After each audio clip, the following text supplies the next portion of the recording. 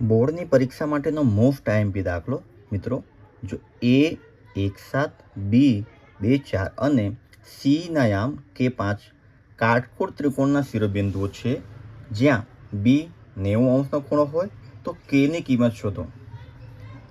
મિત્રો થોડી ચર્ચા કરી લઈએ. સૌપ્રથમ આ દાખલામાં કયા કયા સૂત્રોનો ઉપયોગ થશે. સૌથી પહેલા તો અહીંયા જો કાટકોણ ત્રિકોણ આપેલો છે. કાટકોણ ત્રિકોણ કોને કહેવાય? જે ત્રિકોણમાં કોઈ પણ એક ખૂણો 90 અંશનો હોય એ ત્રિકોણને કાટકોણ ત્રિકોણ કહેવામાં આવે છે. જો આ જે ત્રિકોણ છે કાટકોણ ત્રિકોણ છે. બી ખૂણો બી એ થશે કાટખૂણો. જે 90 અંશનો ખૂણો હોય એને કહેવામાં આવે છે કાટખૂણો. બરાબર. કાટખૂણાની સામેની જે બાજુ છે એને કહેવામાં આવે છે કણ. બરાબર. તો પાયથાગોરસનો પ્રમેય તમે શીખી ગયા હશો. પાયથાગોરસના પ્રમેય પ્રમાણે કાટકોણ ત્રિકોણમાં કણનો વર્ગ એટલે કે AC નો વર્ગ એ બાકીની બંને બાજુ AB અને BC બંને બાજુના વર્ગોના સરવાળા બરાબર થાય છે. એક આ સૂત્ર આપણા દાખલામાં વાપરીશું. બરાબર. બીજું સૂત્ર વિસ્તરણનું સૂત્ર. વિસ્તરણનું સૂત્ર પણ આ દાખલામાં વપરાશ થશે. કયું સૂત્ર? A માઇનસ B નો વર્ગ હોય તો સૂત્ર શું છે? A નો વર્ગ માઇનસ 2AB પ્લસ B નો વર્ગ. પ્લસનું પણ સૂત્ર જોઈ લો. પ્લસ હોય તો A નો વર્ગ વત્તા 2AB વત્તા B નો વર્ગ. જો પ્લસ હશે એટલે દરેકમાં પ્લસ પ્લસ આવશે. બરાબર. પણ જ્યારે માઇનસ હશે સૂત્રમાં તો ફક્ત આ પદ જે વચ્ચેનું પદ છે એમાં ખાલી માઇનસ આવશે. અહીંયા પણ પ્લસ અને આ વર્ગવાળું પદ અહીંયા કોઈ નિશાની નથી, આ પણ પ્લસ જ છે. બરાબર. ફક્ત આ જે પદ છે એ માઇનસ થશે. સૂત્ર કઈ રીતે લખાશે એક વખત હજી સમજી લો. જો A માઇનસ B નો વર્ગ હોય એટલે કે એક બ્રેકેટમાં વર્ગ, અહીંયા બહાર પણ બ્રેકેટમાં વર્ગ, અહીંયા માઇનસ છે તો અહીંયા માઇનસ, વચ્ચે 2 અને 2 બ્રેકેટ અને અહીંયા આવશે પ્લસ. આ પદ્ધતિ યાદ રાખજો મિત્રો. જો અહીંયા A છે તો અહીંયા પણ A આવશે અને અહીંયા પણ A આવશે. 2 ખાનામાં A, પછી B છે તો પછીના 2 ખાનામાં B. એટલે આપણું સૂત્ર થઈ ગયું તૈયાર કે A નો વર્ગ માઇનસ 2AB વત્તા B નો વર્ગ. 2 તો મિત્રો હશે જ. 2 ની સાથે કયા બે સંખ્યા પદ ગુણાકારમાં છે? તો A અને B. અહીંયા જે બે પદ હશે એ બંને પદોનો ગુણાકાર થશે. હવે આપણે દાખલા ઉપર ચર્ચા કરીએ. જો સૌ પ્રથમ આપણને કાટકોણ ત્રિકોણ આપેલું છે અને આપણને પ્રશ્નમાં આપેલો છે કે ખૂણો B કાટખૂણો છે. અહીંયા B બરાબર 90 મૂકી દઈએ. અહીંયા A, અહીંયા C. અહીંયા ઉપર નીચે ગમે તે જગ્યા તમે લઈ શકો છો. દાખલો સરખો જ રહેશે. હવે જો જેમ કે મેં ચર્ચા કરી કે પાયથાગોરસનો પ્રમેયનો ઉપયોગ થશે કે AC નો વર્ગ બરાબર AB નો વર્ગ વત્તા BC નો વર્ગ. તો આપણને AC AB BC આ રહ્યો AC AB BC ત્રણેયની કિંમત શોધવી પડશે. બરાબર. એક હજી આમાં ચર્ચા કરી લઈએ. જો જ્યારે અંતર સૂત્ર વપરાય ને મિત્રો, અંતર સૂત્રનું સૂત્ર છે કે AB બરાબર વર્ગમૂળમાં x2 માઇનસ x1 નો વર્ગ વત્તા y2 માઇનસ y1 નો વર્ગ. બરાબર. હવે જો અહીંયા પણ વર્ગની જરૂર હોય તો જ્યારે AB નો વર્ગ કરીએ તો આ બાજુ પણ વર્ગ થશે. તો વર્ગમૂળનો વર્ગ એટલે વર્ગમૂળ કેન્સલ થઈ જાય. x2 માઇનસ x1 નો વર્ગ વત્તા y2 માઇનસ y1 નો વર્ગ. તો જ્યારે વર્ગ લખો ને મિત્રો ડાયરેક્ટ આ સૂત્ર લખી દેવાનું. બરાબર. આ લખવાની જરૂર નથી. વર્ગવાળું ડાયરેક્ટ સૂત્ર તમે લખી શકો કે AB નો વર્ગ બરાબર x2 માઇનસ x1 નો વર્ગ વત્તા y2 માઇનસ y1 નો વર્ગ. બરાબર. હવે અહીંયા જો અહીંયા આપણે ત્યાંથી જ શરૂઆત કરીએ કે સૂત્ર કે AB નો વર્ગ બરાબર x2 માઇનસ x1નો વર્ગ વત્તા y2 માઇનસ y1નો વર્ગ પરથી, એટલે આ સૂત્ર પરથી આપણે લખીએ તો ab નો વર્ગ બરાબર, હવે જુઓ ab x1 y1 x2 y2, તો અહીંયા જો x2 માઇનસ x1, તો x2 એટલે કે 2 માઇનસ x1 એટલે કે 1 નો વર્ગ વત્તા x1 y1 x2 y2, બીજું પદ y, y2 y1, તો y2 બરાબર 4 માઇનસ y1 ની જગ્યાએ 7, બરાબર મિત્રો. હવે જો 2 માઇનસ 1 એટલે કે 1 નો વર્ગ વત્તા 4 માઇનસ 7 થશે -3 એનો વર્ગ બરાબર, અહીંયા લખીએ તો 1 નો વર્ગ 1 વત્તા -3 નો વર્ગ 9, 3 તરી 9, માઇનસ માઇનસ પ્લસ, માટે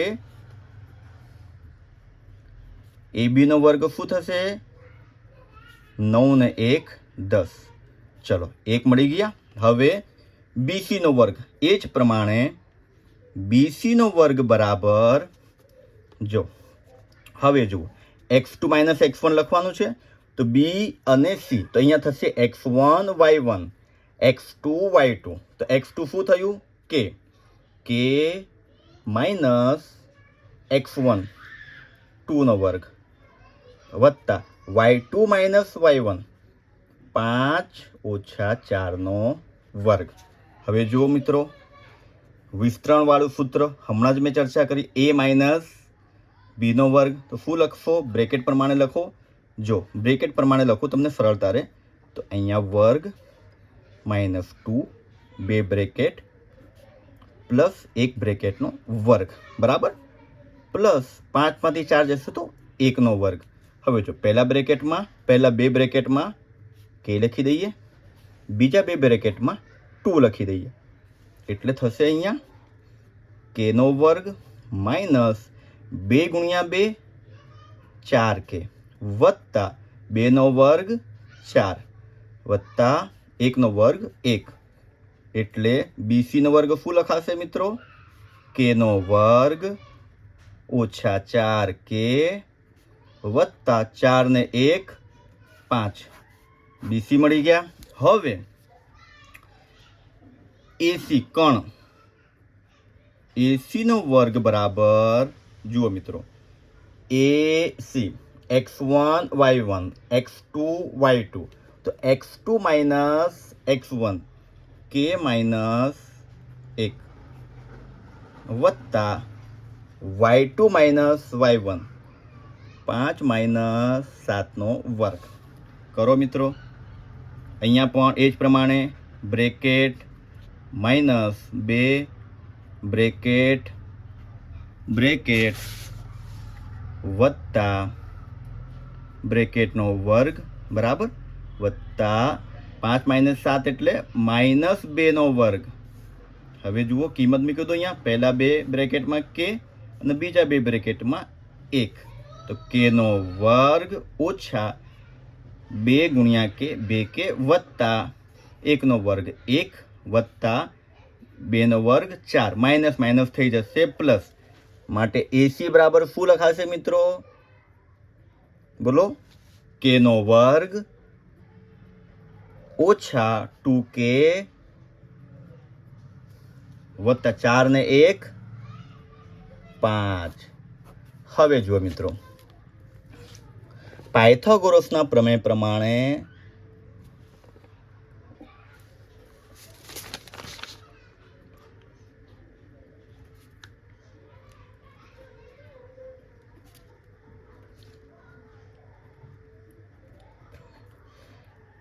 પાયથાગોરસના પ્રમેય પ્રમાણે શું સૂત્ર હતું મિત્રો, કોણ AC નો વર્ગ બરાબર AB નો વર્ગ વત્તા BC નો વર્ગ, કોણનો વર્ગ બરાબર બંને બાજુઓના વર્ગોનો સરવાળો.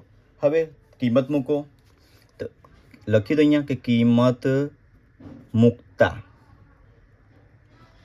AC નો વર્ગ બરાબર શું લખીશો મિત્રો, k નો વર્ગ ઓછા 2k પ્લસ 5 બરાબર એબીનો વર્ગ કેટલા છે મિત્રો 10 વત્તા બીસીનો વર્ગ કેટલા છે મિત્રો કેનો વર્ગ માઇનસ 4k પ્લસ 5 કેનો વર્ગ કેન્સલ કઈ રીતે કેન્સલ થાય છે અહીંયા પ્લસ છે બરાબરની આ સાઈડ આવશે તો માઇનસ પ્લસ માઇનસ 0 થઈ જશે હવે જો મિત્રો શું વધ્યા જો માઇનસ 2k વત્તા 5 અહીંયા 10 ને 5 15 ઓછા 4k એક એક સ્ટેપ લખું છું મિત્રો કે તમને સમજાય ભલે સ્ટેપ વધુ થશે પરંતુ તમને સમજણ પૂરી પડશે હવે જો માઇનસ 4k આ બાજુ આવશે તો પ્લસ 4k અહીંયા છે માઇનસ 2k વત્તા 5